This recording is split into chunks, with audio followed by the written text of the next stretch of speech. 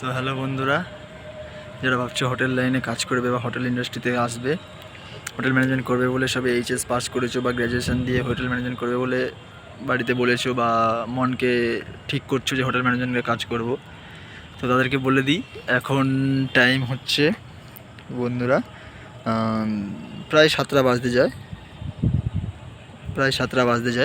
তো সকালে ডিউটিতে এসেছিলাম 6:30টার সময়, এখন প্রায় 7টা বাজে, ধরতে গেলে প্রায় প্রায় 12 ঘন্টা। তো এখনও কাজ আমাদের শেষ হয়নি, গাড়ি এখনও আসবে, দেন কাজ শেষ হবে। তো একটাই কথা বলে রাখি, যারা হোটেল ইন্ডাস্ট্রিকে চুজ করতে চাইছো একটু ভেবে নিও, ফ্যামিলি আর টাইমটাকে লাইফ থেকে সরিয়ে দিতে হবে। ওখানে আমার বন্ধুও ঘুরছে, সেও একই সময় এসেছিলাম দুজনে মিলে। তো জানি না এখনও কতক্ষণ হবে, 14-15 ঘন্টাও হতে পারে। তো একটু ভেবে চিনতে পারিস, কারণ আসার পরে আর ফিরে যাওয়ার সুযোগ থাকে কিন্তু টাইমটা অনেকটা নষ্ট হয়ে যায়। তো যদি ভাবো যে ফ্যামিলির সাথে থাকতে পারবে, যদি ভাবো টাইম যত লাগুক কোনো ব্যাপার না, তো তুমি আরামসে এই ইন্ডাস্ট্রিতে কাজ করতে পারবে।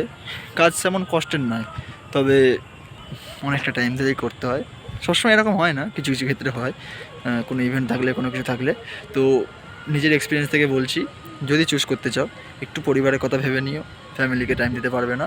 আর এছাড়া সব দিক দিয়েই ভালো আছে, আর টাইম ম্যানেজমেন্টটা খুব ভালো হয় না, আসতে হয় তাই ঠিক টাইমে, যাওয়ার কোনো নির্দিষ্ট টাইম নেই। তো ভেবে চিনতে একটু।